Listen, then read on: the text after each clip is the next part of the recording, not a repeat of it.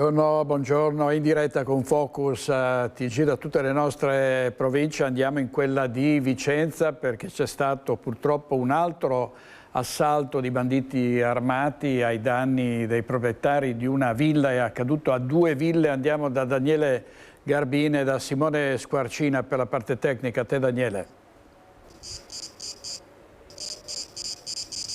Buongiorno direttore, buongiorno ai telespettatori. Siamo a Vivaro di 2 Ville, siamo in via Roi, una strada che dall'esterno porta al centro, e alle mie spalle la vedete, questa la villa in cui è avvenuto questo blitz, questa rapina. Diciamo subito si è svolta in pochissimo tempo, non più di 10 minuti, è avvenuta nei giorni scorsi, ma solo oggi è venuta a conoscenza della stampa, per cui è ancora in corso la caccia all'uomo di questi rapinatori che, bisogna dire, erano preparatissimi. Erano almeno 5, 4 sono entrati e a volte ho scoperto uno incappucciato, un altro è rimasto fuori ad attendere la pattuglia mentre forzava quel cancello d'ingresso, e poi si è introdotta alla porta blindata più avanti e sapevano esattamente dove mettere le mani, proprio hanno agito sui chiavistelli dopo mandata e sono entrati. A quel punto è scattato in qualche modo l'allarme. Qui abita la famiglia, ricordiamo una famiglia benestante ma assolutamente normale, come tanti che abitano in questa zona, si occupano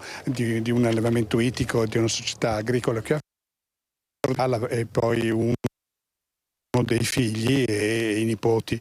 In quel momento in casa era pieno giorno, presente la signora che è andata a controllare questo segnale che era scattato, e in quel momento si è resa conto che le porte erano ben 2 spalancate e ha cominciato a urlare. In quel momento sono apparsi questi malviventi. Uno in particolare ha estratto una pistola senza dire niente, ha capito e ha intimato alla donna di bloccarsi, ovviamente lo spavento di trovarsi una pistola puntata. Sono entrati nell'appartamento, all'interno della stanza hanno individuato subito una cassaforte nella camera da letto e lì hanno cominciato a utilizzare delle apparecchiature molto sofisticate. Ci dicevano che poi hanno anche invaso di fumo la camera e hanno rubato il contenuto. Dentro in casa c'erano qualche centinaio di euro in contanti, ma soprattutto l'oro di famiglia, ma soprattutto il valore che ci raccontava proprio la rabbia della signora non è tanto il valore in sé quanto la parte affettiva dei ricordi di persone che non ci sono più, i nonni, i nipoti, i braccialetti. Era proprio depositario ai ricordi di famiglia che non hanno valore. E poi diciamo poco 10 minuti sono usciti sgommando, hanno trovato un vicino che sembra che potrebbe averli anche visti, un altro invece ha rischiato di fare un frontale proprio perché hanno accelerato con una BMW Station Wagon che è riuscita a fuggire. In questo momento proprio c'è la grande esasperazione, perché si sono resi conto proprio del tempo, della rabbia, di quello che è avvenuto proprio in pieno giorno. Noi abbiamo sentito la signora Francesca Ramon, che ci ha raccontato proprio il suo desiderio di essere sicura a casa propria, che è venuta a mancare proprio con questo gesto. Io direi che vi lascio le parole della signora Ramon e poi la linea può tornare allo studio. Non ci sono soldi che possono riappagare gli affetti che ti sono stati rubati, a parte il fatto di esserti stata usurpata la casa, che ritieni che sia il posto più sicuro al mondo dove tu ti trovi. Non lo è più, né di giorno né di notte. E gli affetti, quelli dei miei genitori, dei miei figli che mi avevano dato in consegna ancora del battesimo, che avevano detto tienili lì, che comunque sono ricordi che si sono stati regalati, e cioè non ci sono soldi che riappagano questo. Basta, io non dico altro. Sentite sotto assedio in pieno giorno? Sempre. Si dorme con un occhio aperto. Adesso sono andata al mercato, che a 2 Ville c'è il mercato, sono stata fermata da tantissime persone, tutte quante che mi hanno confortato in qualche modo, e che tutti noi cittadini ci sentiamo in qualche modo cioè indifesi, siamo completamente indifesi, perché nonostante tu abbia l'impianto d'allarme, nonostante tu cerchi di mettere un po' in sicurezza questi beni personali che hai, che non sono neanche chissà quanti, non sei al sicuro da nessuna parte. E dopo l'entrare in casa e vederti la casa sotto sopra in questo modo, 8 lavatrici abbiamo fatto io e mia figlia solo nel suo appartamento per poter riportare a casa i ragazzi dopo 5 ore, che i bambini non si accorgessero di nulla perché non crescano con questa paura. Questo è lo stato d'animo di tantissime persone derubate, violate nelle loro abitazioni, e grazie a Daniele Garbini e a Simone Squarcina. Adesso andiamo da Chiara Gaiani a Padova con Federico Cibotto, perché c'è stata un'operazione proprio in funzione anti-furti nei campi nomadi a Padova e anche a Verona. A te, Chiara.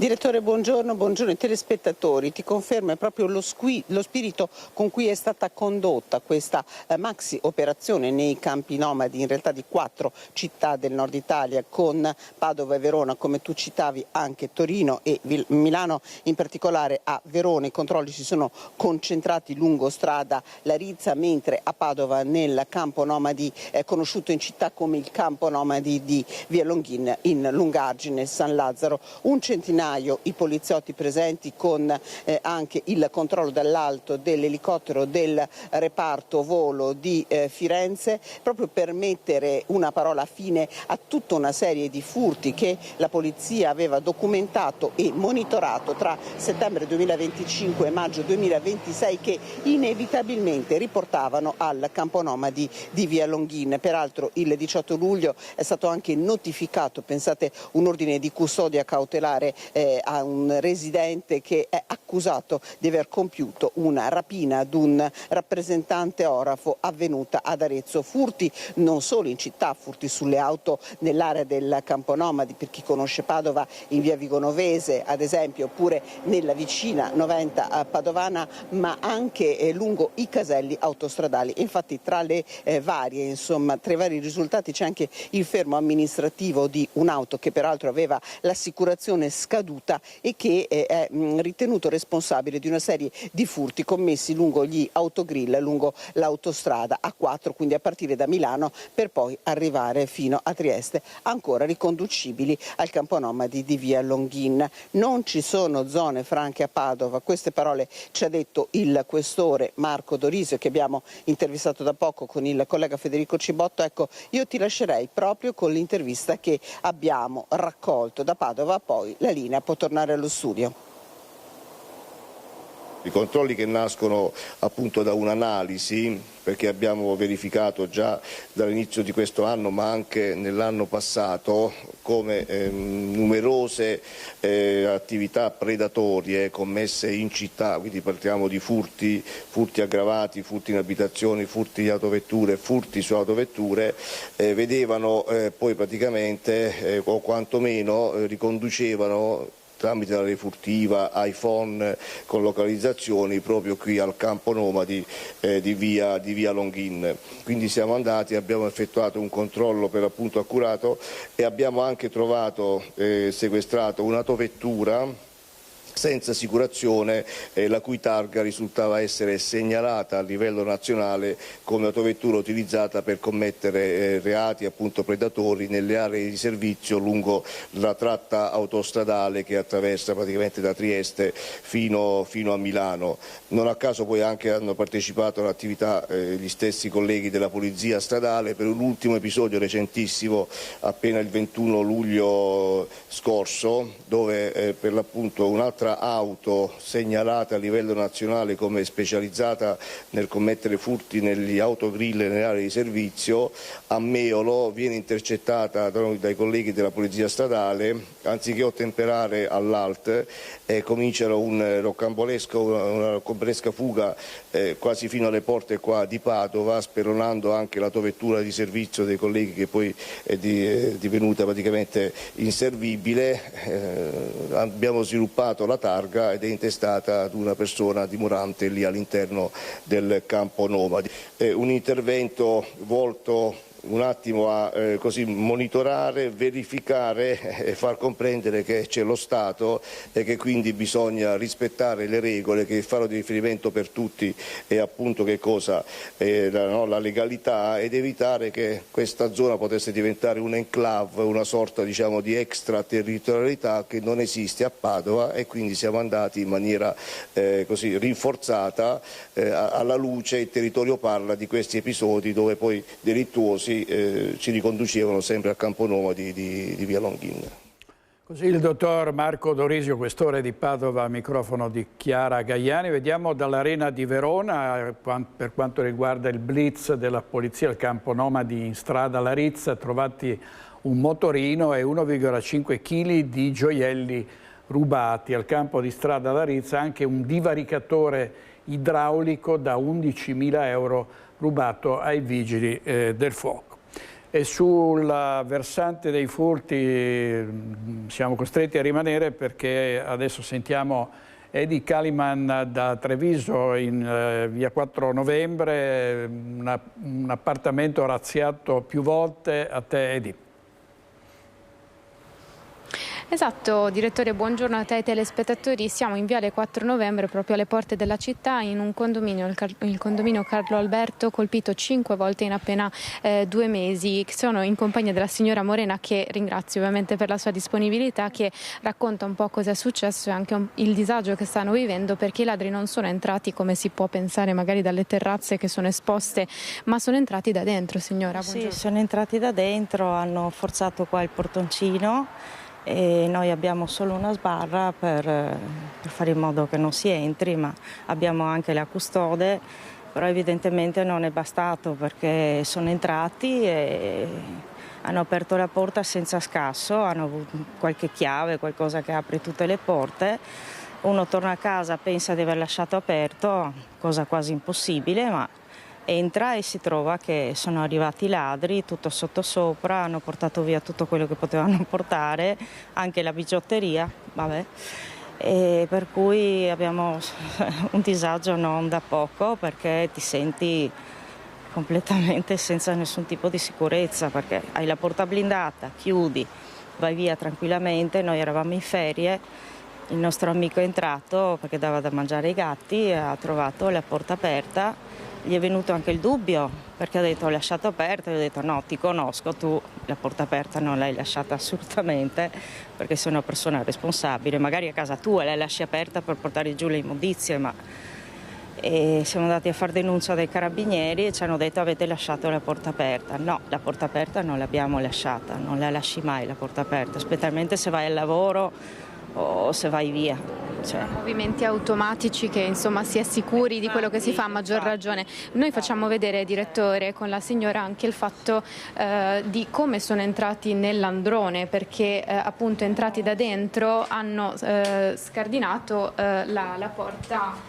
che insomma dà l'accesso al condominio. Sì, ci sono i segni. Non si riesce a vedere dalle immagini di Alberto Pivetta, che ringrazio e che ci aiuta anche a far capire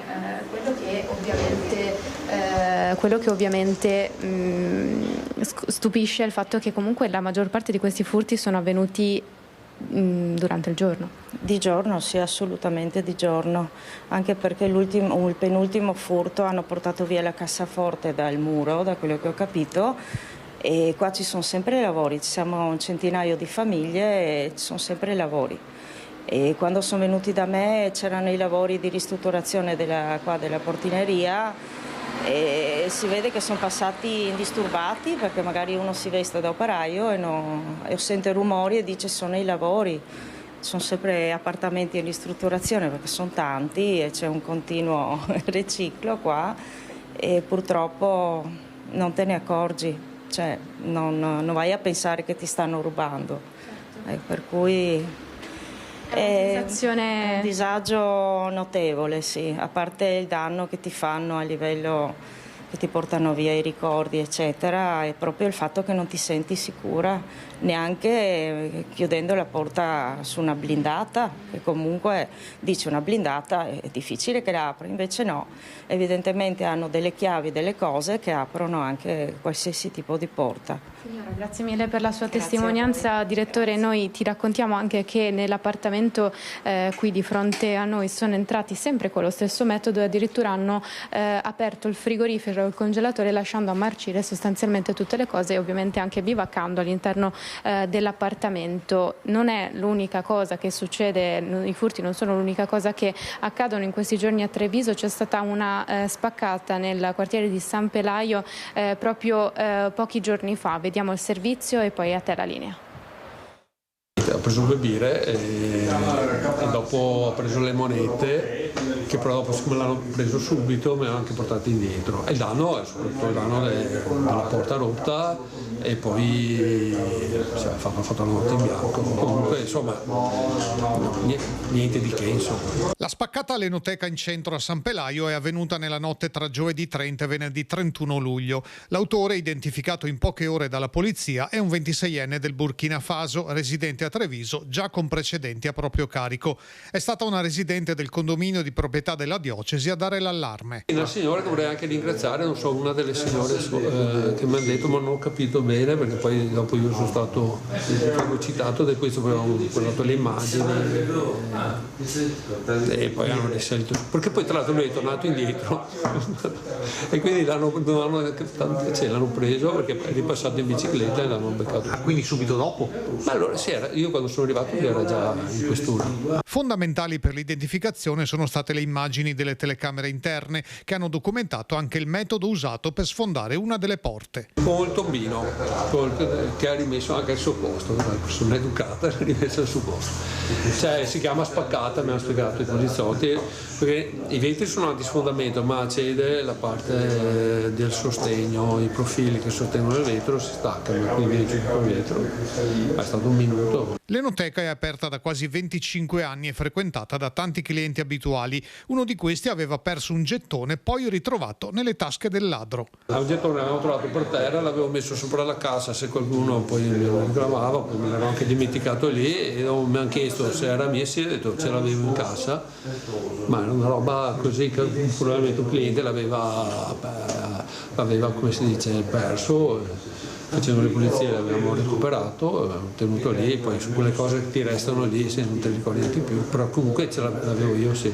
E chiaramente quello, cioè i soldi non riconducono al furto, a chi ha fatto il furto, quello lì lo riconduceva perché era una cosa particolare. Insomma. Il 26enne è stato arrestato per furto pluriaggravato. Nei suoi confronti è stato disposto l'obbligo di dimora nel comune di Treviso con la prescrizione di non allontanarsi dalla propria abitazione nelle ore notturne.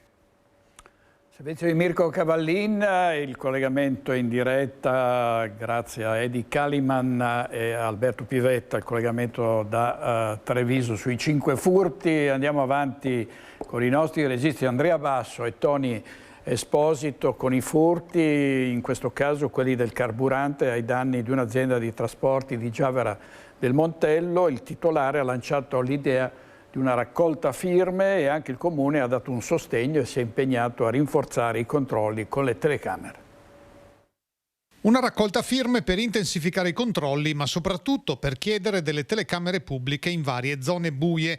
La proposta arriva da Rino Solimando, che nei giorni scorsi ha subito un furto di alcuni ettolitri di gasolio dai camion della sua azienda di trasporto. Le forme e i modi sono ancora in fase di definizione, ma dal Comune arriva già una risposta positiva. Posso solo che supportare la raccolta firme, i cittadini sono liberi di manifestare le loro esigenze e la raccolta firme è un atto democratico. Se la raccolta firme porta un segnale vivo della comunità e democratico, non posso solo che accogliere in questo caso, assolutamente. Dal sindaco arriva anche un appello a non alimentare il mercato nero del gasolio. Il mio appello è di non andare a alimentare questi furbi, quindi evitare, anche se il gasolio è costoso e serve per lavorare, però di evitare di alimentare chi poi fa questa commercializzazione dopo aver rubato a chi lavora, a chi fa fatica, a chi è fonte anche di suo guadagno, insomma evitiamo di alimentare queste persone che stanno facendo danni, che sono dei delinquenti. Servono gli occhi di tutti, a cominciare dalla rete pubblica di telecamere che sarà implementata. Abbiamo l'anno scorso finito l'ultimo stralcio delle telecamere di controllo, ne abbiamo 54 più 6 varchi.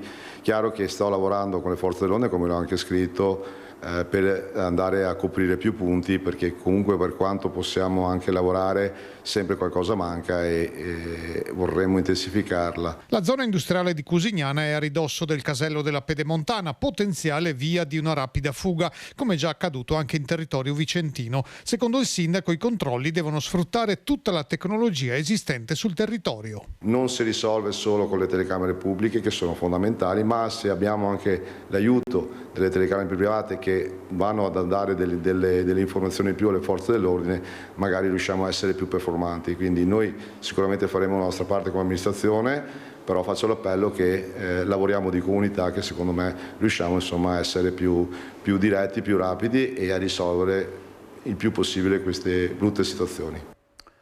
E la Guardia di Finanza di Padova ha fermato un camion polacco che viaggiava con 33.000 litri di benzina spacciati per solvente. Era entrato in Italia dal valico di Tarvisio, ma stava seguendo un percorso considerato anomalo. Il tir bloccato dai militari del comando provinciale della Guardia di Finanza di Padova. Il mezzo, intercettato per un controllo di routine grazie alla collaborazione della Polizia Stradale di Padova e Venezia, era condotto da un camionista ungherese che alle domande dei finanzieri circa la tipologia di merce trasportata aveva spiegato di essere partito dalla Polonia, di avere caricato solvente prelevato da una raffineria del nord Europa e di avere come direzione finale la Grecia. Non convinti dalle spiegazioni dei documenti presentati, i militari hanno preferito procedere con ulteriori approfondimenti, sospetti che hanno trovato conferme nelle analisi condotte dal laboratorio chimico dell'Agenzia delle Dogane e Monopoli di Venezia Marghera, che hanno certificato che il solvente era in realtà benzina. In totale sono 33.000 i litri di benzina di contrabbando sequestrati. Il conducente, denunciato per contrabbando di prodotti petroliferi, rischia una condanna da 1 a 5 anni di reclusione, oltre a una multa che potrà andare da 31.000 a 156.000 euro, mentre l'accisa evasa sul carico è stimata in oltre 15.000 euro. Servizio di Chiara Gaiani, vediamo dalla prima pagina del Gazzettino l'ennesimo incidente sul lavoro, un operaio ferito al collo dalla lama di una troncatrice in gravissime condizioni, è successo a Valeggio sul Mincio. E rimangono gravissime le condizioni del 42enne di origini nepalesi che ha rischiato l'annegamento nel lago di Caldonazzo in Trentino insieme al figlioletto di 4 anni mentre facevano il bagno. La famiglia abita a Treviso, dove è nato anche il piccolo. Sono improvvisamente finiti sott'acqua padre e figlio. Immediato l'allarme con i bagnanti che sono riusciti a riportarli a riva. Rianimati sul posto sono stati trasportati con l'elisoccorso in ospedale. Il piccolo a Verona e il padre al Santa Chiara di Trento, mentre la figlia maggiore che era con loro è uscita dall'acqua sana e salva. È stata proprio la bambina a lanciare l'allarme. Sono entrambi in condizioni serie, ma mentre il piccolo sarebbe stato riportato a riva in pochi istanti, il padre sarebbe stato soccorso in fondo al lago a una profondità di 5 metri. Per lui il quadro risulta attualmente molto più complesso. E purtroppo si allunga la scia di questi incidenti nei laghi e anche in mare.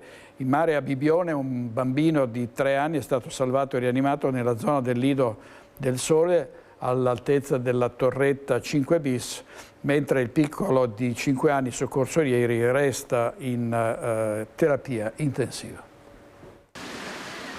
Si allunga la scia di incidenti in mare a Bibione. Un bambino di 3 anni ha rischiato nelle scorse ore di annegare ed è stato recuperato dall'assistente bagnante mentre si trovava in arresto cardiorespiratorio. Dopo le manovre di rianimazione è stato ritrasportato all'ospedale di Padova, dove ha ripreso a respirare autonomamente ed è ora fuori pericolo di vita.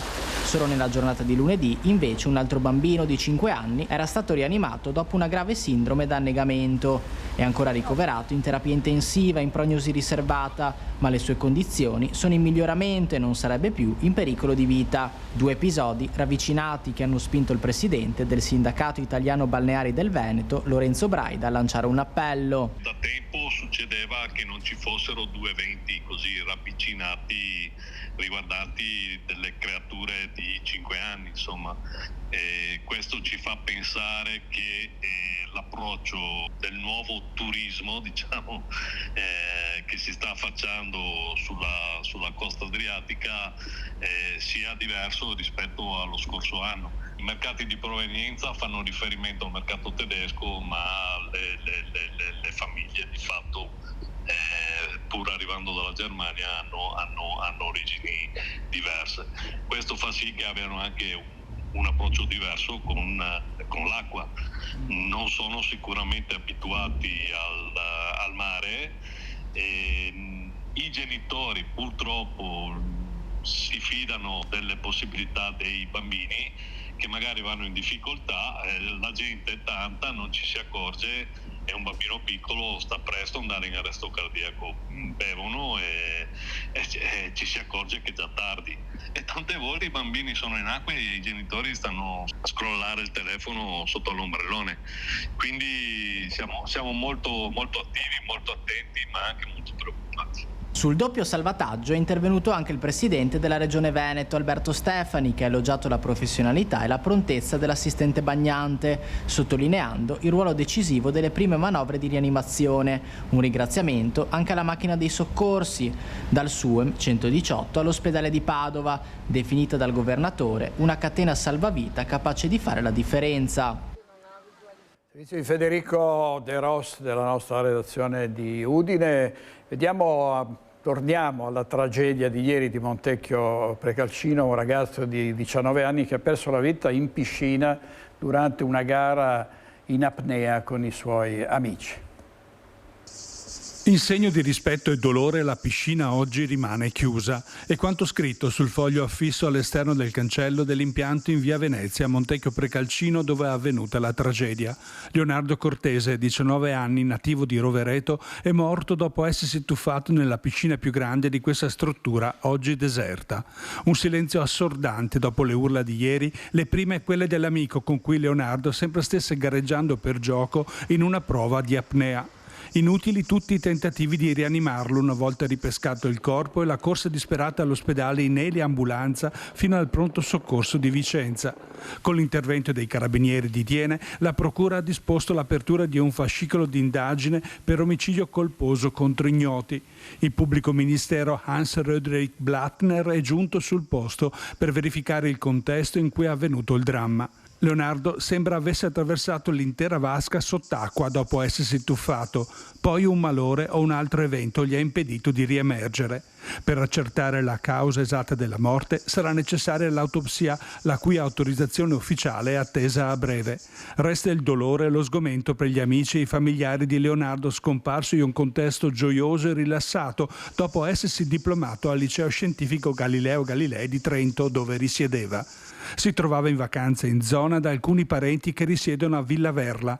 Il dolore a nome della comunità di Montecchio Precalcino espresso dal sindaco. Una piscina gestita da privati, in questo momento appunto le autorità stanno facendo le indagini, ma a quanto ho preso si tratta di una morte naturale, di un arresto cardiaco.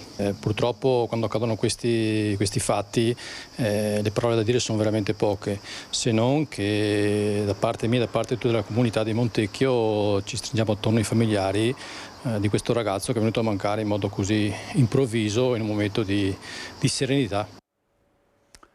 Allora vediamo, la Procura di Venezia ha aperto un fascicolo sull'incendio scoppiato venerdì a Porto Marghera, che ha ricoperto Marghera e Mestre con una nube di fumo nero. È arrivata la prima relazione effettuata dai Vigili del Fuoco sull'incendio, l'ipotesi di reato incendio colposo contro ignoti, ma non si esclude che emergano profili di reato ambientale o violazione delle norme sulla sicurezza sul lavoro dopo che un operaio è rimasto intossicato. Al centro delle indagini il materiale ferroso scaricato dalla nave Donna Bleh, arrivata dal porto israeliano di Haifa il 29 luglio. Il primo incendio era scoppiato giovedì durante le operazioni di scarico apparentemente domato dai vigili del fuoco. Il secondo è divampato il giorno dopo, quando la ripresa dello scarico ha smosso i cumuli e riattivato le braci. Gli inquirenti dovranno stabilire se le procedure di sicurezza siano state rispettate e se nel carico ci fossero presenti materiali pericolosi oltre ai rottami ferrosi. Vediamo adesso questa immagine, vedete questa immagine, un altro incendio, questo è accaduto lungo via Treviso Mare nel comune di Silea questa mattina alle 9:30 all'altezza dell'imbocco dell'autostrada Treviso Sud. Un furgone che ha preso improvvisamente fuoco durante la marcia. Dalla sede centrale del comando provinciale dei Vigili del Fuoco sono arrivati 7 operatori con 2 mezzi, operazioni di spegnimento e messa in sicurezza dell'area e ovviamente disagi per quanto riguarda la viabilità. Un violento scontro frontale tra una moto e un'auto è costato la vita a Tommaso Pison, 46 anni, avvocato originario di Sospirolo. L'incidente è accaduto lungo la statale 50 del Grappa e Passorolle, all'altezza dell'incrocio per San Fermo alle porte di Belluno. Purtroppo inutili sono stati i soccorsi. Pochi istanti, un impatto frontale, poi solo il silenzio interrotto dalle sirene e dal rumore di Falco 2 atterrato in mezzo alla strada. Sono da poche passate le 8:30 quando al Boscon, lungo la statale 50 del Grappa e Passorolle, all'altezza dell'incrocio per San Fermo, una moto e una station wagon si scontrano frontalmente. Un urto devastante. In sella c'è Tommaso Pison, 46 anni, originario di Sospirolo. I soccorsi arrivano in pochi minuti. Dall'ospedale San Martino si alza in volo anche l'elicottero del SUEM 118, ma ogni tentativo è inutile. Per il motociclista non c'è nulla da fare. Sotto shock la conducente dell'auto, una donna bellunese di 73 anni trasferita al San Martino per accertamenti. Per oltre 3 ore la statale resta completamente chiusa, con pesanti ripercussioni sul traffico tra Belluno e Sedico. Le auto vengono deviate lungo la sinistra Piave, mentre sul posto arrivano e lavorano polizia stradale, carabinieri, vigili del fuoco e personale ANAS. Spetterà ora agli agenti della stradale ricostruire l'esatta dinamica dello schianto e chiarire cosa abbia provocato il tragico frontale. La notizia della morte di Tommaso Pison si diffonde rapidamente a Sospirolo e a Belluno, dove era molto conosciuto. Avvocato, lavorava alla VHV Italia Associazioni, già Valpiave Assicurazioni, come liquidatore danni.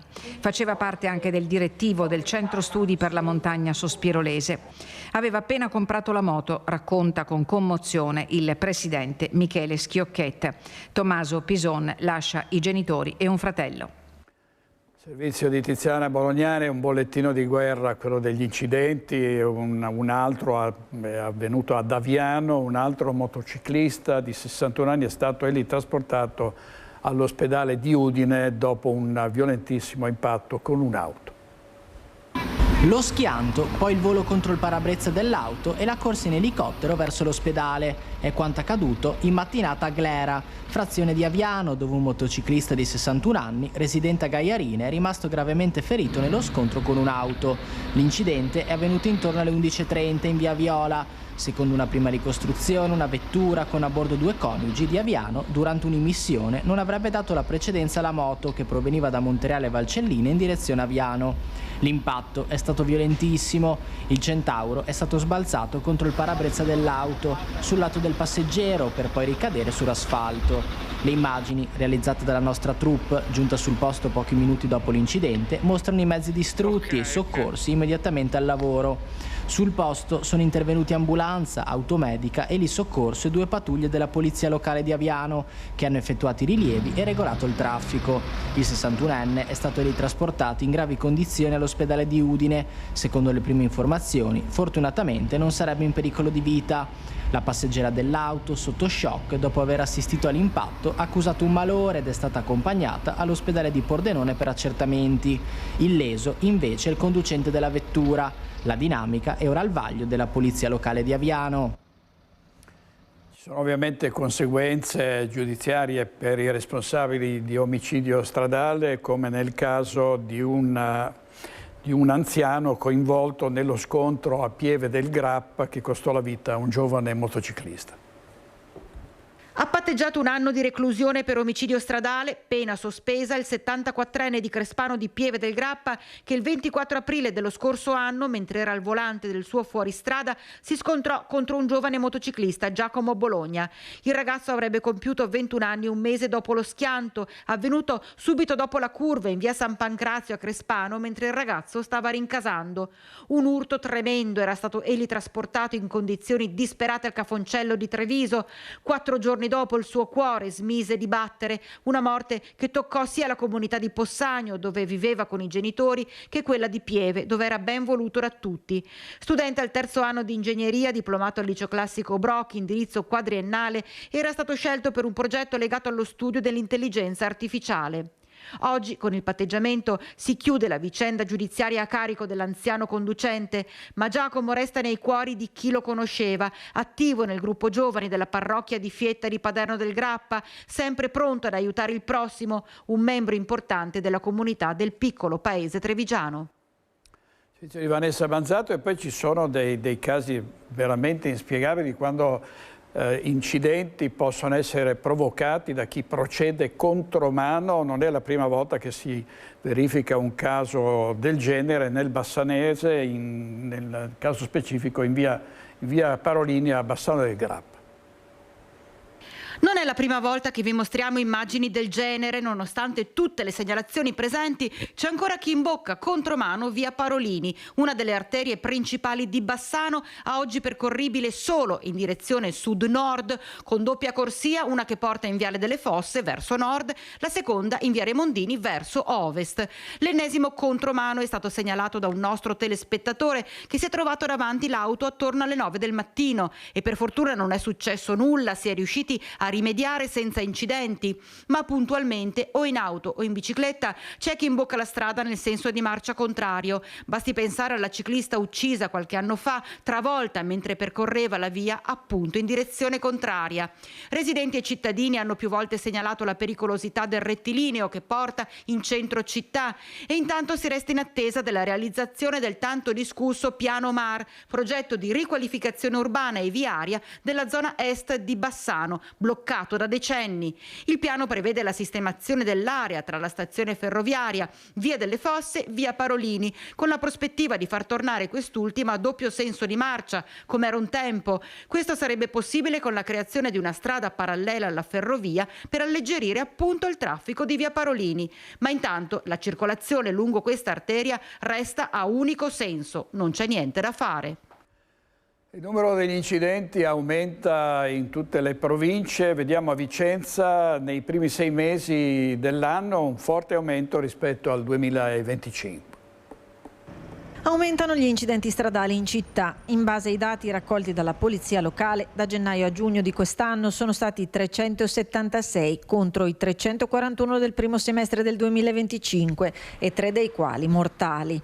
La maglia nera per numero di incidenti rilevati nel primo semestre 2026 spetta a Viale Rivera Berica con 15 sinistri, seguita da Corso Santi Felice Fortunato con 13, Viale San Lazzaro con 12 e Via Quadri con 11, mentre strada Marosticana, che nel 2025 era stata la via più interessata da sinistri anche mortali, scende ad 8 incidenti. Era la strada con il maggior numero di incidenti, oltre che il maggior numero di morti, ahimè, della città. Da oltre 30 incidenti nell'arco del 2025 siamo scesi a 8 nella prima metà del 2026. È chiaro che non basta, ma insomma, speriamo che il messaggio lanciato in questi mesi sia servito e che abbia portato tutti a rallentare e a capire che è una strada urbana dove non si può e non si deve correre. Sulla Marosticana, oltre all'attività di sensibilizzazione, ci sono in campo interventi per oltre €1 milione per la sicurezza del tratto stradale di 4,5 km afferente al territorio comunale di Vicenza e da fine luglio sono partiti i controlli della polizia locale con il telelaser.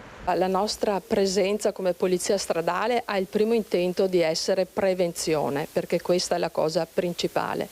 Ci siamo posizionati con il telelaser che ora si può appunto utilizzare in strada Marosticana e abbiamo visto che in 7 casi sono stati superati i limiti di velocità.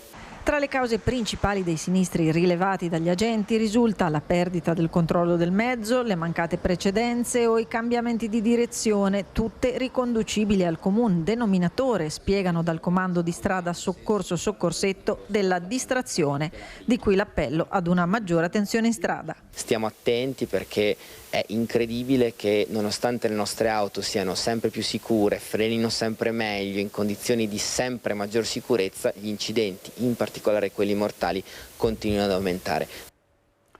Andiamo a Mestre in diretta da Anna Maria Parisi e dal nostro operatore Sandro Ponchio, perché ci sono spaccio di stupefacenti, bivacchi di tossicodipendenti, di senza tetto, aumenta il disagio dei cittadini.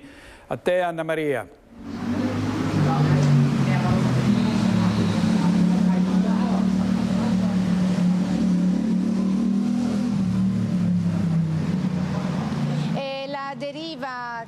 La deriva del degrado di questa città, siamo a Mestre, si consuma oramai in pieno giorno. Le immagini che sono state diffuse sui social in poche ore sono diventate virali, quella di uomini soprattutto stravolti dall'alcol o da altre sostanze che in pieno giorno dormono e bivaccano a pochi passi dalle vetrine, aperte, a pochi passi dalla fermata dell'autobus, con la gente che li guarda tra l'indifferente, l'attonito e il basito. E l'ultima foto ritrae proprio l'uomo che sostava qui in pieno giorno in Corso del Popolo. Siamo sempre nella zona quartiere Piave. Giovanna Luzzi, lei come coordinatrice dei residenti del quartiere Piave ha dovuto anche l'altro giorno è dovuta correre ai ripari perché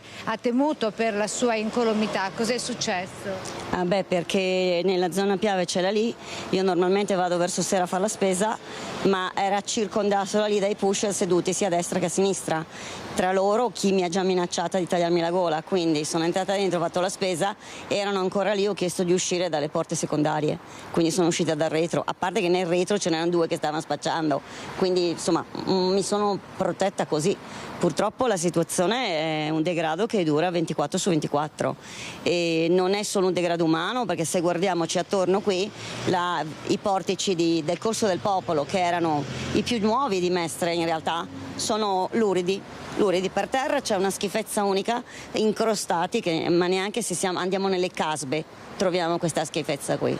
Sì, in effetti direttore, c'è lo sporco letteralmente incrostato ai piedi delle colonne di qui, del porticato di Corso del Popolo, con decine e decine di mozziconi di sigaretta sparsi ovunque. Insomma, lei dice il degrado si vede già da com'è tenuta la città, ma non è soltanto un degrado urbano, è anche un degrado economico e sociale. Lei più volte, Giovanna, si è rivolta sia al prefetto che al questore. Ha ottenuto risposte rispetto alle sue richieste? Ma noi ci siamo rivolti a entrambi, anche al sindaco, che il sindaco precedente non l'abbiamo mai visto in realtà.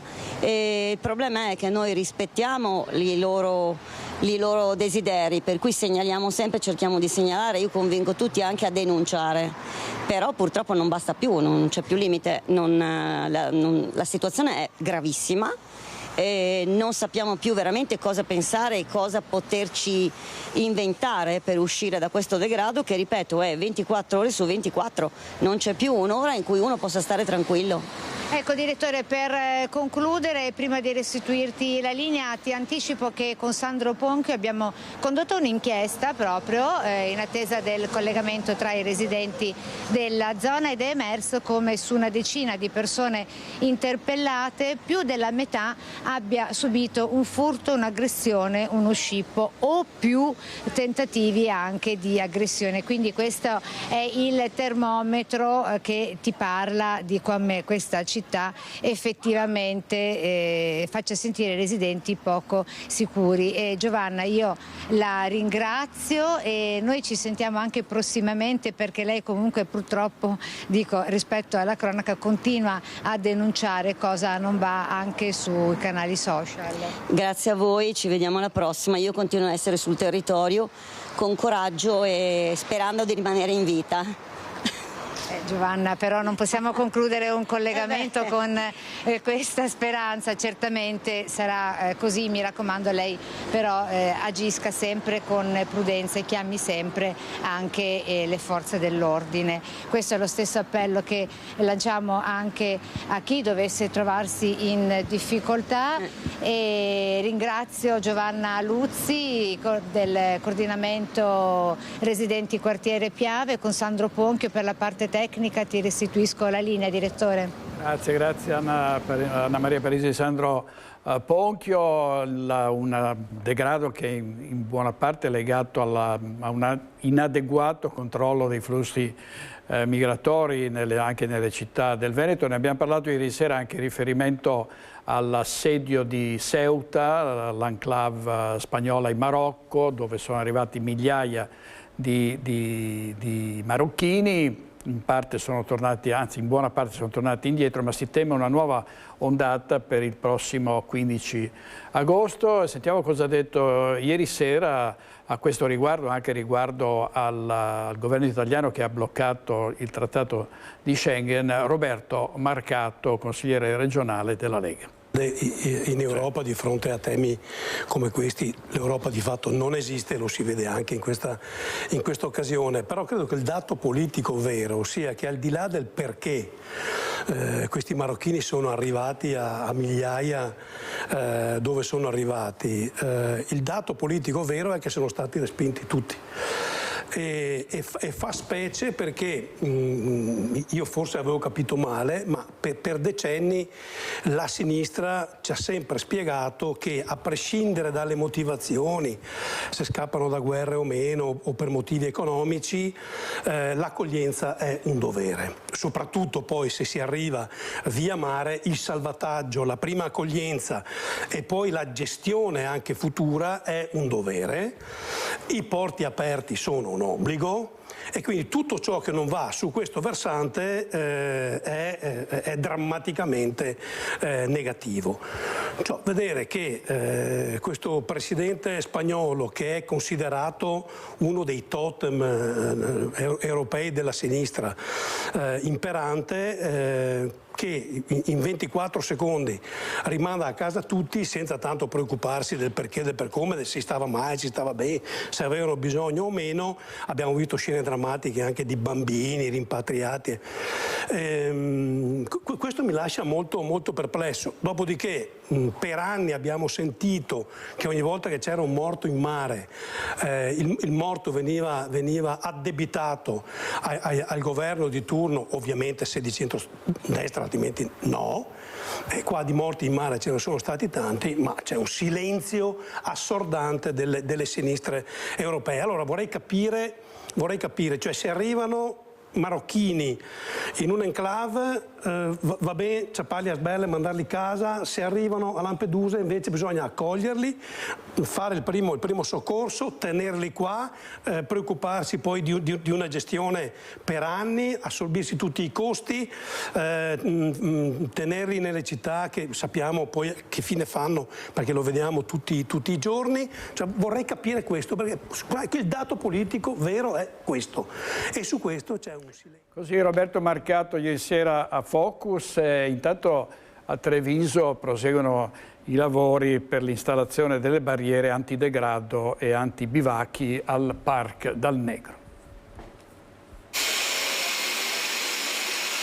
Come annunciato anche dai cartelli affissi in questi giorni, al Parc dal Negro sono iniziati i lavori per l'installazione di cancelli e basculanti.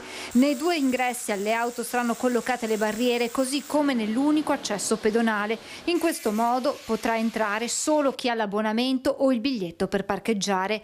Una misura decisa dalla proprietà della struttura insieme all'amministrazione comunale per risolvere il problema di degrado e bivacchi di alcuni cittadini stranieri, attualmente una quindicina. Non ci sono più alibi, la proprietà privata viene salvaguardata. Noi chiediamo un presidio costante perché non ci sia poi un ritorno di coloro che hanno occupato abusivamente questi spazi. Oltre che per la sporcizia e i giacigli di fortuna, negli ultimi anni il parcheggio è stato scenario di liti, risse con conseguenti sgomberi e polemiche, creando tra gli utenti un senso di insicurezza. Io quando entro in garage ho talmente paura la sera che sto al telefono col mio moroso e fino a quando non sono uscita passo per passo dico ho parcheggiato, adesso sto uscendo dalla sbarra. Ci vorranno alcune settimane per completare l'installazione delle barriere, nel frattempo il parcheggio sarà regolarmente aperto. Spero che la situazione cambi e migliori perché ora è insostenibile. Sono incivili perché immondizia e bisogni e poi c'è un giro di spaccio adesso. E proprio nel giorno dell'avvio del cantiere le novità giudiziarie della vicenda, con la Procura di Treviso che ha concluso le prime indagini sulle occupazioni abusive, notificando gli avvisi di garanzia a 4 cittadini stranieri, 2 ivoriani, un 29enne della Somalia e un 25enne brasiliano. Viene loro contestato il reato di invasione di terreni o edifici. Il tutto aveva preso il via esattamente 3 anni fa, nel luglio 2023, quando degli automobilisti avevano segnalato la presenza di alcune persone che dormivano negli stalli all'ultimo piano. Da qui il blitz della polizia locale e l'identificazione dei presenti. Ora l'epilogo della procura. Ben venga che sia soprattutto un deterrente, un motivo per far vedere che poi le regole ci sono, vanno rispettate e chi le trasgredisce viene comunque trovato e viene messo nelle condizioni di essere punito. E vediamo un po' che cos'altro era accaduto in questo parking a 2 passi dal centro, dal cuore di Treviso. Vediamo.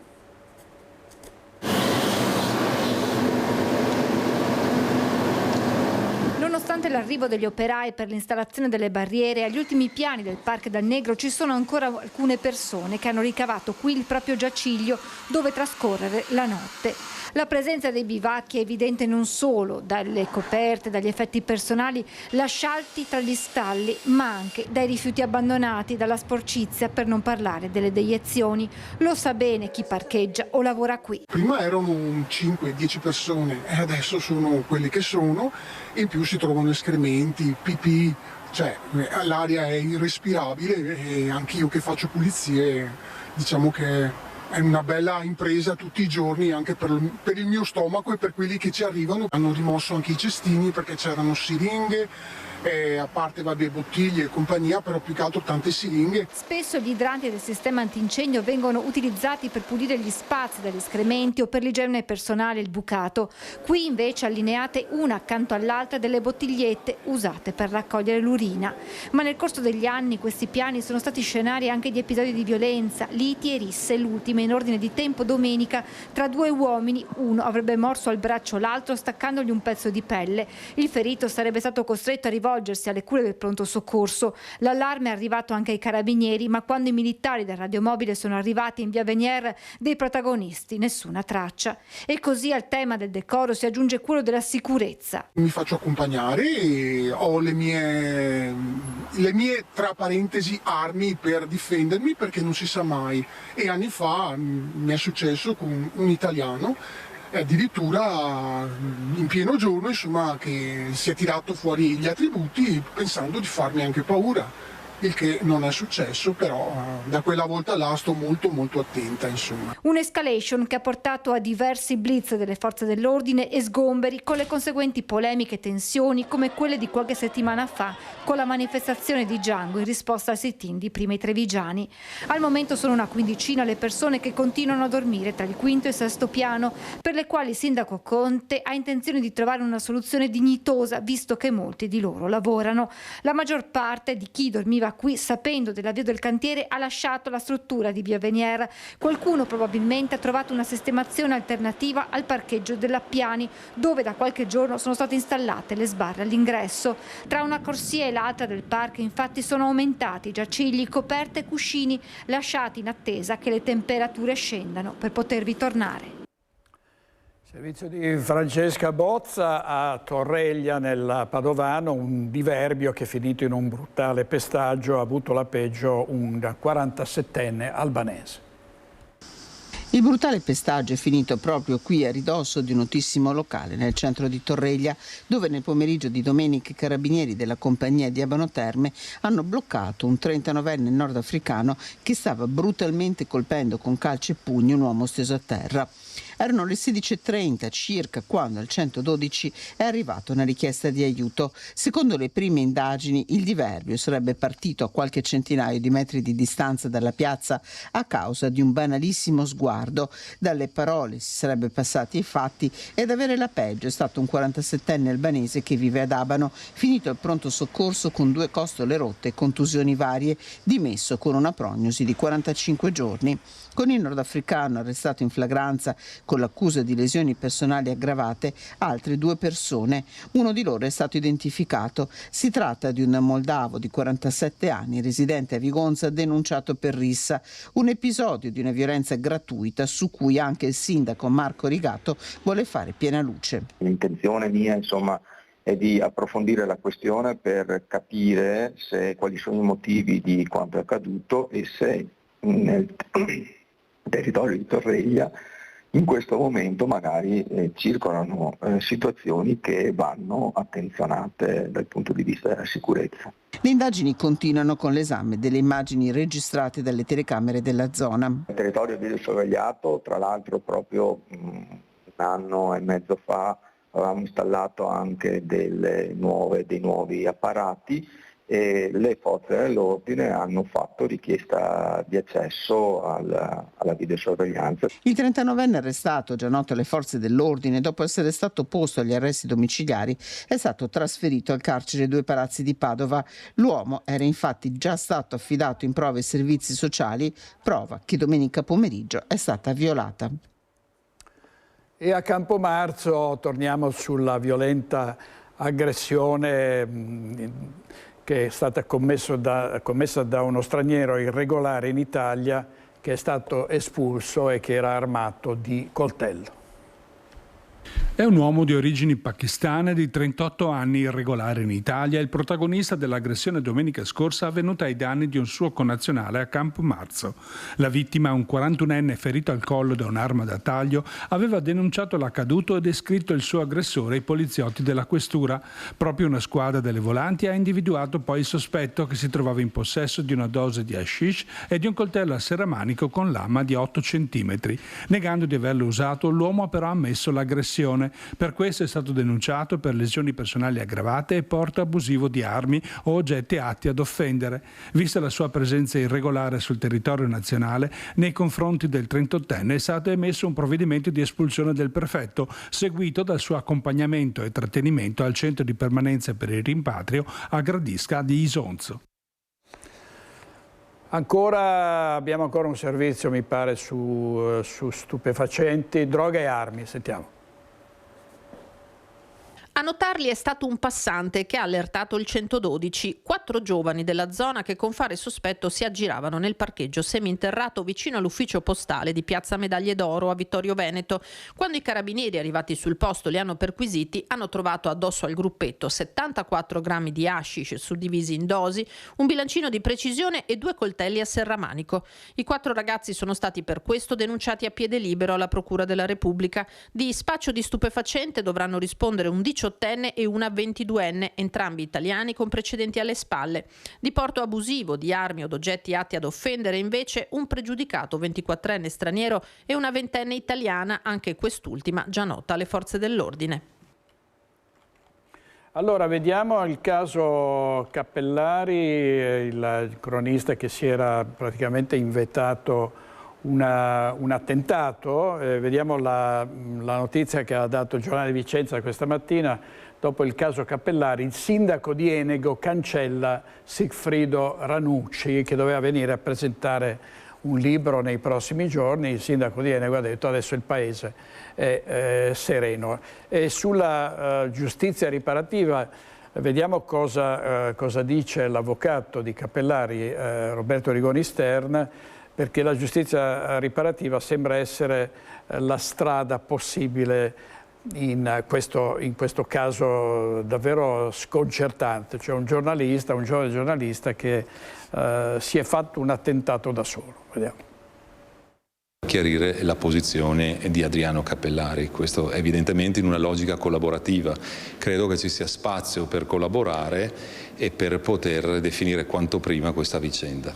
L'avvocato Roberto Rigoni Stern, difensore del 20enne cronista Adriano Cappellari di Enego, assurto mercoledì scorso alle cronache nazionali come simbolo negativo per il finto attentato e il coinvolgimento della premier Meloni e del prete anticamorra Don Maurizio Patriciello, con l'obiettivo di diventare famoso, ha le idee ben chiare.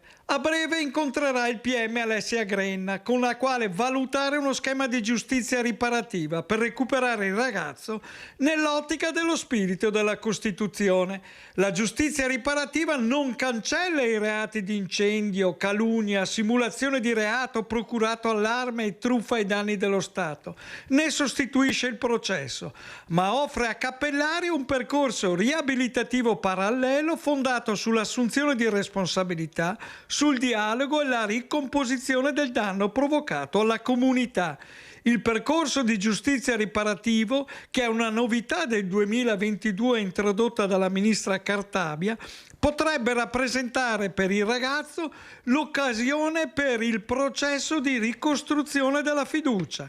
Ecco perché l'avvocato Rigoni Stern conclude. Francamente la grande spinta, come dire, mediatica di questo fatto ci ha portati in primo luogo a concentrarci sulla persona di questo ragazzo, un ragazzo giovane, è un ragazzo che deve essere tutelato ed è un ragazzo che deve essere supportato. Così Roberto Rigoni Stern, che è difensore di Cappellari e come sapete anche sindaco di Asiago. Andiamo in pubblicità con i nostri registi Andrea Basso, Tony Esposito, state con noi.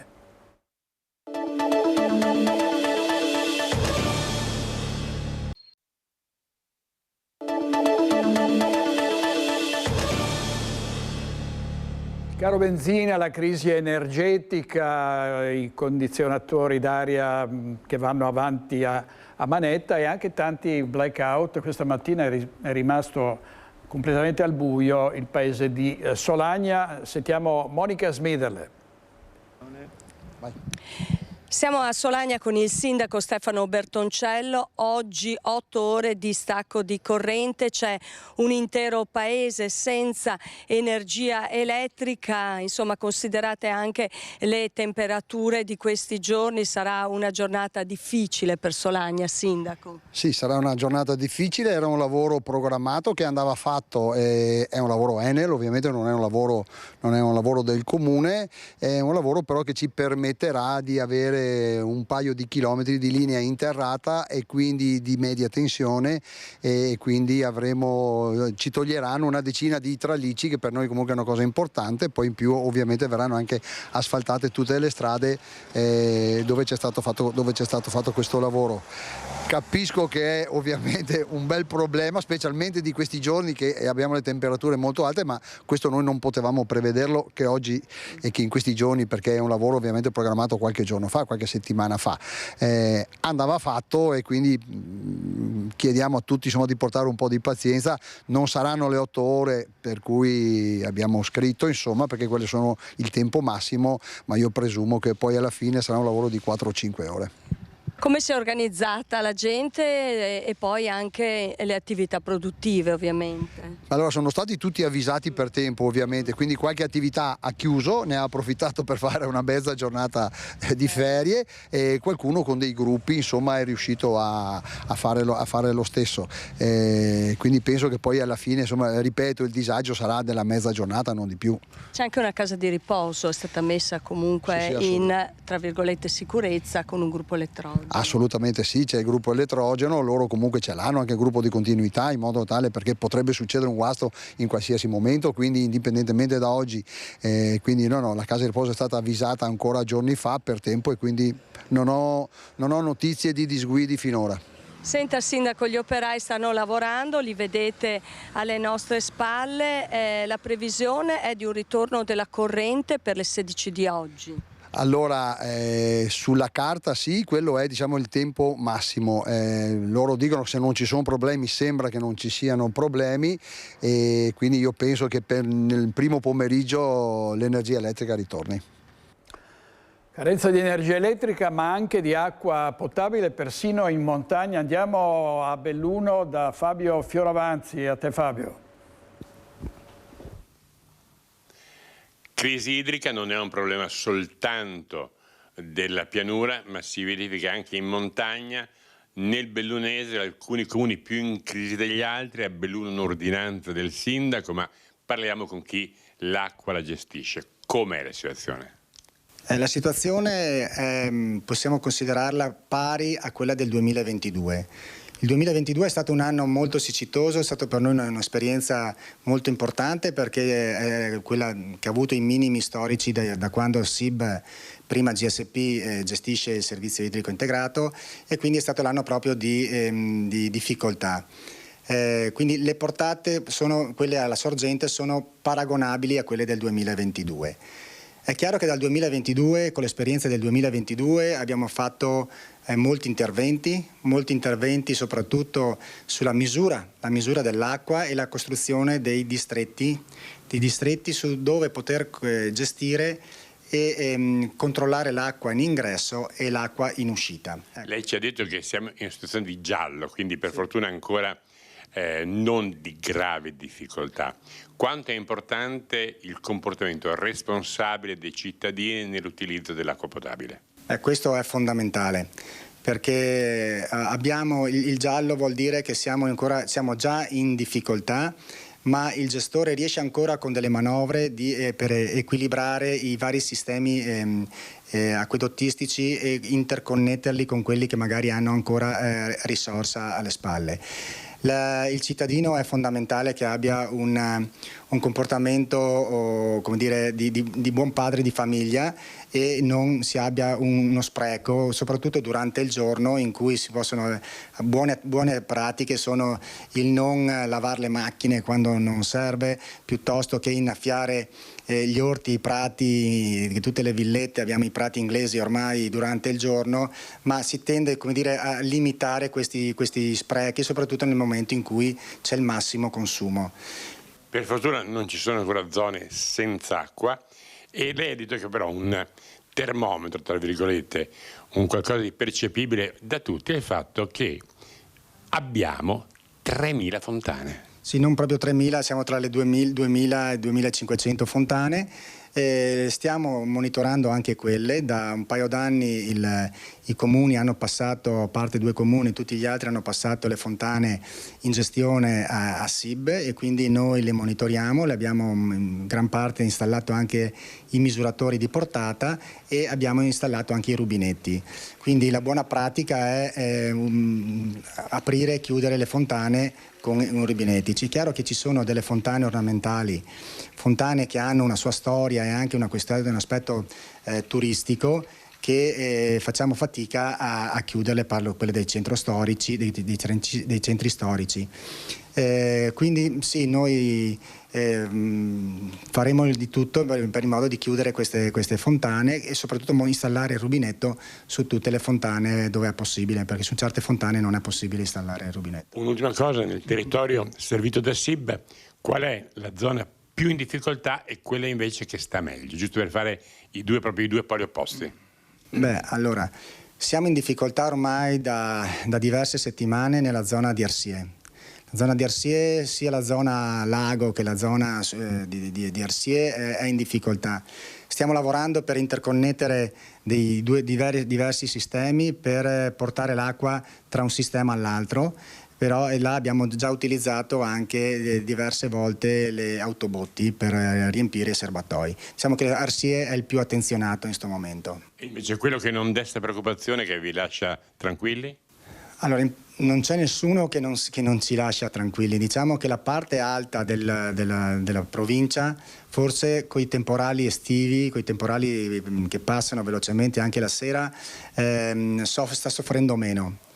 quindi direi che la parte alta è quella meno soggetta in questo momento a avere difficoltà. Ultima cosa, se non piove il sistema regge per quanto? Questa è una bella domanda che non so rispondere. E noi abbiamo una previsione, diciamo che a 10 giorni ancora non dovrebbe cambiare, però ci sono delle situazioni che abbiamo visto che possono ancora da un momento all'altro precipitare. Quindi io spero proprio che ci sia un po' di pioggia che possa garantire almeno di passare indenni il Ferragosto, perché il problema anche nostro come provincia è la provincia che poi nel periodo di Ferragosto, il periodo di 10 giorni di Ferragosto, si riempiono tutte le seconde case, si riempiono tutti gli alberghi e quindi c'è un accumulo anche di utenza molto maggiore che non durante l'anno normalmente, insomma. Quindi questo è un altro problema, perché dobbiamo garantire un servizio, perché se siamo anche una provincia turistica facciamo di tutto e faremo di tutto per garantire un servizio anche al maggior afflusso di persone. Grazie Cristiano Fioravanti, Fabio Cristiano Fioravanti e Stefano Bozzi. Con queste alte temperature, l'assenza di precipitazioni, la crisi è molto forte, soprattutto in pianura, anche perché le sorgenti stanno soffrendo. Sentiamo perché. Si aggrava l'emergenza siccità nel territorio gestito da Alto Trevigiano Servizi. Il perdurare dell'assenza di precipitazioni e le alte temperature stanno riducendo in modo significativo la disponibilità di acqua nelle sorgenti e nei pozzi. I numeri fotografano una situazione sempre più critica. La sorgente del Tegorzo a Schievenin ha visto la propria portata dimezzarsi, passando da 240 a 120 litri al secondo. La sorgente Fium invece si è completamente esaurita, scendendo da 600 litri al secondo a 0. In forte calo anche l'apporto proveniente dall'area bellunese, passato da 70 a soli 10 litri al secondo, oggi sufficiente ad alimentare esclusivamente la frazione di Vas nel comune di Setteville. Sorvegliate speciali anche le malghe, per cui ATS si sta adoperando per far arrivare approvvigionamenti idrici. Abbiamo anche invitato i sindaci a controllare che non ci siano utilizzi dell'acqua della rete acquedottistica per le colture agricole intensive. Ma noi stiamo facendo un monitoraggio su questo, in modo tale da verificare che non venga utilizzata l'acqua di acquedotto per le colture agricole intensive. L'invito all'uso parsimonioso dell'acqua da parte di ATS si estende alle amministrazioni, invitando i cittadini a limitare gli usi non essenziali dell'acqua potabile, in particolare di giardini, orti e colture estese. E così, dopo l'allerta diramata dalla Regione Veneto per la siccità, i comuni del Trevigiano alla Spicciolata stanno emettendo ordinanze antispreco. Da Tarzo a Susegana fino a Vittorio Veneto, l'appello della sindaca Balliana. Ogni gesto di risparmio può contribuire a garantire una risorsa fondamentale per tutti. Servizio di Enrico Kalimann. Adesso parliamo di politica con Marco Rizzo, che è stato parlamentare europeo, una lunga storia nella politica italiana, e che sarà venerdì in Veneto al Centro Archeologico Museo a Legnago a partire dalle ore 18 per lanciare un progetto politico che si chiama l'Italia del domani. Buongiorno Rizzo. Buongiorno, non l'avevo vista con la barba e posso fare i complimenti. La ringrazio, poi dopo le vacanze me la taglierò. Sta bene. Grazie Rizzo, grazie. Senta, allora che cosa, lei ha una lunga esperienza politica, proprio è partito molti anni fa con la sinistra, insomma, no? Adesso... No, con i comunisti. Allora io voglio essere molto sincero. Sì. Quella sinistra e quel partito comunista in cui io sono nato e cresciuto, mio padre faceva l'operaio alla Fiat Mirafiori, non c'è più. Era Berlinguer ai cancelli della Fiat, erano gli operai, era il mio quartiere Borgo della Vittoria. Oggi la sinistra, se vogliamo dirla tutta, sta sul carro del Gay Pride con la Elish Line. Intendiamoci, nulla di contrario, ma non è la mia sinistra. La mia sinistra era fatta di lavoratori, di periferie, di contatti col mondo del lavoro.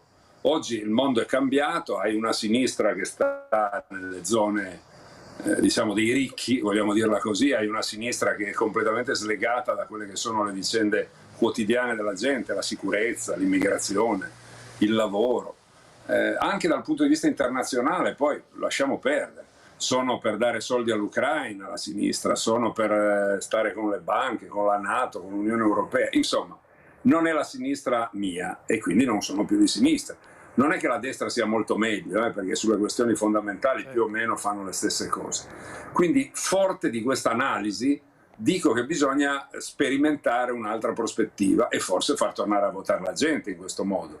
Invece di battersi destra, sinistra, comunisti, anticomunisti, fascisti, antifascisti, sono passati 80 anni, il giudizio storico rimane, ci mancherebbe. Però se noi continuiamo a scontrarci mentre le multinazionali vengono in Italia, prendono i marchi, non pagano le tasse, mentre l'Unione Europea ci mette il Mercosur, distrugge la nostra economia, distrugge l'agricoltura, mentre facciamo le sanzioni alla Russia e ci diamo delle martellate sui cosiddetti, mentre siamo totalmente vincolati a pagare 13 miliardi di euro all'Ucraina, quasi la metà della legge finanziaria, dove in Ucraina dal 1° marzo di quest'anno sono aumentate le pensioni del 12%.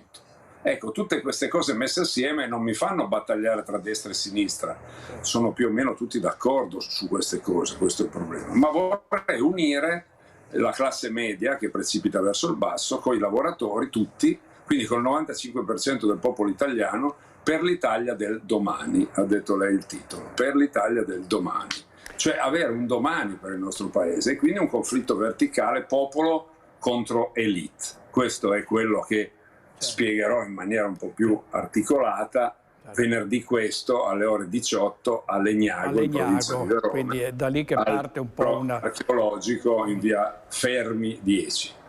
A parte questo tour per così spiegare quali sono. Io ad agosto faccio 7 regioni, ho appena fatto la Toscana, l'Abruzzo, ieri sera ero nel Lazio a Sabaudia, sarò da voi in Veneto venerdì, poi sarò il 15 il 15 di agosto, Ferragosto, mia moglie mi ammazza, sono in Umbria, e il 22 sarò in Trentino, Alto Adige, e il 25 sarò in Sardegna. Insomma, sono vicino al secondo divorzio, via. Rizzo tra l'altro è padre di 3 figli, se non vado errato. Ecco, senta Rizzo, una cosa qui in Veneto, come lei sa benissimo, non solo qui in Veneto c'è l'exploit di Vannacci, qui si parla addirittura alle prossime elezioni arrivare, il Futuro Nazionale vorrebbe arrivare a 2 cifre. Lei molto spesso è intervenuto anche sull'immigrazione, sul controllo dei flussi. Cosa pensa del fatto che Vannacci, per esempio, proponga la remigrazione? Allora, il generale Vannacci è un fenomeno politico importante. Io ho una relazione dal punto di vista politico, come ce l'ho con tanti altri. Certo. Sai, un generale della NATO che parla contro la guerra a me non dispiace. Ecco. Sul tema della remigrazione io provo a dirla così. Io non voglio mandare a casa Nelly. Chi è Nelly? Nelly è la mia collaboratrice domestica da quasi 30 anni. Ha chiamato suo figlio Marco, è filippina, cattolica, parla italiano, ha un marito filippino che parla italiano. Sono completamente assimilati, non integrati o inclusi. Io credo che quella migrazione lì va tenuta, e va tenuta come tutti i lavoratori italiani. Il problema sono i maranza, i delinquenti, il progetto di invasione che c'è dal punto di vista dello Stato sociale, dell'esercito industriale di riserva, delle multinazionali che vorrebbero distruggere i diritti dei lavoratori italiani e lo Stato sociale per privatizzare tutto, monetizzare tutto. Allora, per dire questo bisognerebbe dire un'altra cosa. Proviamo a fare un esempio. Se io sono un delinquente immigrato che violento una donna, mi prendono, mi mettono su un aereo costa lo Stato italiano, mi remigrano, ma io ci ritorno, perché l'Italia è l'unico posto dove possono fare qualunque cosa e li vediamo sempre fuori, o sbaglio? Quindi il tema non è la remigrazione, è il fatto che non entri più nessuno, questo sì. Un processo di assimilazione sulla base della cultura, della lingua. Ha fatto bene il Ministro dell'Istruzione, ad esempio, a porre questo limite del 30% degli immigrati in ogni classe. Giustissimo, perché se hai il 70% di immigrati non puoi integrarti, sono gli italiani che si assimilano agli altri. Ecco. Però il problema è la pena certa. Nel nostro paese non si va in galera, sotto i 5 anni non vai mai in galera. Adesso anche tu, anche lei siete stati episodi. Io ho avuto mia madre rapinata in casa, se li beccavano li lasciavano fuori dopo, li trovavamo fuori, perché sotto i 5 anni non vai in galera. Bisogna abbassare il termine e andare in galera a 3 anni. Bisogna costruire più carceri, certo carceri umane, non dei luoghi di tortura, ci mancherebbe, però bisogna mettere risorse, più carcere, più polizia penitenziaria, pene certe. Tu hai come si chiama, l'assassino del carabiniere Cercello Rega a Roma, nella capitale, che ha preso 11 anni, prima l'ergastolo, poi gliel'hanno passato a 11, adesso agli arresti domiciliari col braccialetto elettronico in una villa a Fregene, probabilmente va anche fare. Rizzo, ne avremo... L'orefice Roggero, che gli hanno dato l'ergastolo, perché quando dai 72 a uno di 72 anni, quasi 15 anni, lo metti all'ergastolo. Ecco, queste cose sono... Poi abbiamo delle robe incredibili. L'altro giorno è morto un operaio a Napoli su un ponteggio. Sono andato a vedere l'indennizzo di 12.000 euro. Ma il rapinatore di Roggero perché deve prendere 830.000 euro di rimborso? C'è una discrezionalità totale della magistratura. Servono pene certe, abbassamento dell'età della pena per cui vai in galera con certezza e costruzione di nuove carceri. E ultimo, anche per la riabilitazione dei detenuti, devono lavorare. Nei luoghi, nelle carceri dove si lavora, la recidiva è molto più bassa, pare addirittura del 5%. Dove non lavorano e fanno l'università del crimine, la recidiva è del 60%. Quindi cosa vuol dire? Vuol dire che se vai in carcere ti svegli alle 8, lavori e puoi pensare a una vita successiva, ma devi lavorare. Certo, quindi, Rizzo, più galera, più lavoro. Grazie Marco Rizzo, avremo poi occasione di parlarne ancora, vedremo di seguire la Legnago, dopodiché possiamo anche prevedere dei collegamenti nei nostri talk come già... Mantenga la barba. Come già avevo... D'accordo. Grazie Rizzo, a presto, buon lavoro, arrivederci. Grazie molte. Grazie e intanto andiamo in pubblicità, torniamo tra un minuto, state con noi.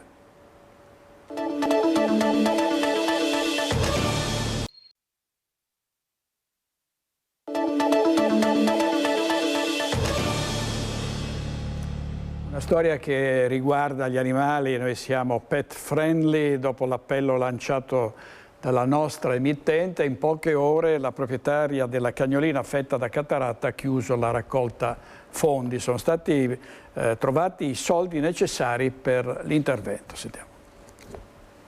Sono stati giorni brevi, intensi e pieni di generosità. E quindi vorrei ringraziare con tutto il cuore a tutti quelli che ci hanno aiutato per anni. Domenica nei nostri telegiornali avevamo lanciato l'appello di Olimpia, proprietaria di Amy, una Jack Russell di 7 anni con un problema di cataratta che rischia la cecità se non verrà sottoposta ad un intervento.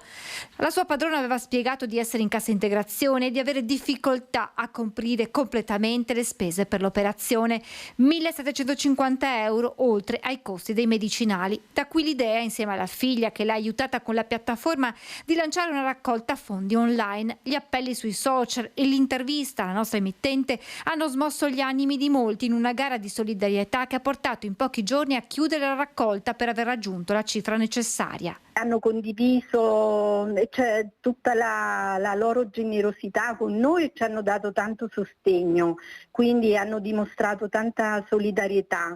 E quindi l'amore, che con l'amore possono davvero si fa la differenza. quindi hanno capito che EMI per noi è famiglia. Dalle amiche Maria Rosa e Lina, dal fratello alla cognata al nipote, tanti coloro che hanno voluto donare anche in anonimato. In particolar modo il signor Walter, che ha dato proprio un aiuto concreto, e quello che ci ha fatto chiudere il cerchio. E proprio il signor Walter ha contattato tramite Noi Olimpia dopo aver visto il servizio su Antenna 3. Ancora in queste ore in redazione stanno arrivando mail e telefonate di cittadini che vorrebbero aiutare EMI, ma i 650 euro arrivati tramite la raccolta online e altri 1.300 donati direttamente alla famiglia permetteranno giovedì di operare la cagnolina. Poi se ci dovesse rimanere quella piccola parte le utilizzeremo sempre per la nostra cagnolina. Per le medicine? Sì, i colliri, medicine. Una gara di solidarietà che Olimpia non si sarebbe mai aspettata. È stato anche un input per me, per avere più fiducia negli altri. Nuovo video dell'orso dell'altopiano, stavolta rincorso da un'automobile su quella che sembra essere la provinciale a Campanella. Vediamo. Torna a farsi vivo l'orso che da qualche mese tiene in apprensione l'altopiano dei 7 comuni. Lo avevano visto a Enego mentre scavalcava un recinto e si mangiava un paio di capre. Poi la polizia provinciale lo aveva immortalato in alcune performance con tombini e alberi. Ora però spunta un video che mostra un orso impegnato niente meno che in un inseguimento su quella che appare una provinciale dell'altopiano. Il video sta facendo il giro del web e non solo, e ci sono molti indizi che lo riconducono alla strada che attraversa l'abitato di Campanella di Gallio.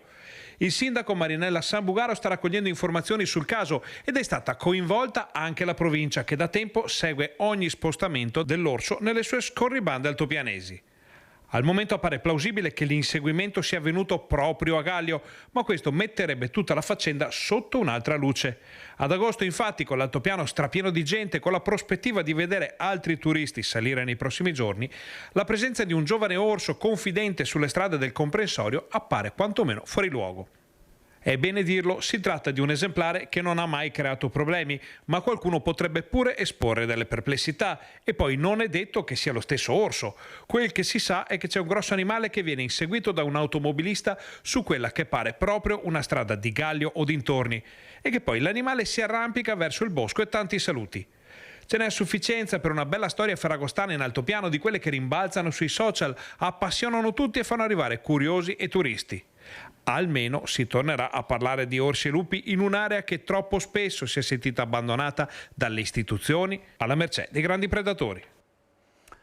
E chiudiamo con la fiera dell'agricoltura di Santo Stefano a Concordia Sagittari. Sentiamo.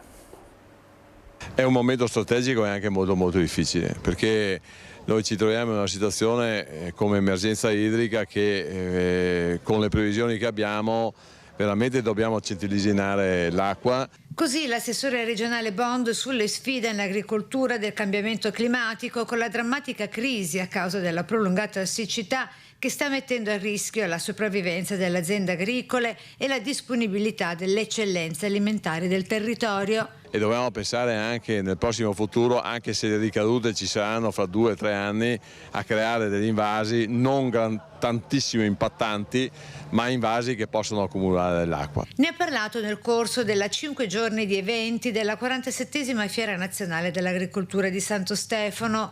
Un chiaro focus sulla digitalizzazione dei campi e sulle criticità di questo periodo, dove la tecnologia più avanzata, come i droni agricoli e i sistemi di agricoltura rigenerativa, si rendono necessari per la sopravvivenza della grande tradizione locale. Obiettivamente le difficoltà sono tante, il cambiamento climatico è una cosa che stiamo vivendo tutti assieme. Sicuramente dobbiamo ripartire da una oggettività nella ricerca di soluzioni reali. I droni sono un'opportunità, le cover sono un'opportunità, però veramente dobbiamo avere il coraggio di metterci tutti quanti in gioco. 40.000 metri quadrati di esposizione, oltre 150 espositori e ben 60.000 visitatori, numeri da record per la fiera inaugurata a Concordia Sagittaria. La festa di Santo Stefano, che è molto sentita dalla nostra popolazione, ma non solo, anche da tutto il portoguarese e anche da tutta la parte che è al confine del Friuli. È una fiera che ormai ha assunto la maturità, sta crescendo sempre meglio. Spazio anche alla storia, con la sfilata dei trattori d'epoca degli anni 70 e alle eccellenze del territorio grazie alle degustazioni, in linea con il tema scelto per questa edizione 2026, l'identità che lascia l'impronta. Che nell'agricoltura c'è la fondamenta della nostra sopravvivenza e quindi la terra, se si lavora, ci si lascia l'impronta. Ecco, questo è l'impronta, cos'è? È il prodotto della terra, insomma. Servizio di Anna Maria Parisi, vediamo gli ospiti di questa sera a Focus: Leopoldo Bottero, Emanuele Munari, Ivan Palasgo, Erinda Chitezza, Enzo Spatalino e Attilio Zorzi. È tutto per oggi, grazie per averci seguito fin qui. I nostri registi Andrea Basso e Tony Esposito, buona giornata, arrivederci.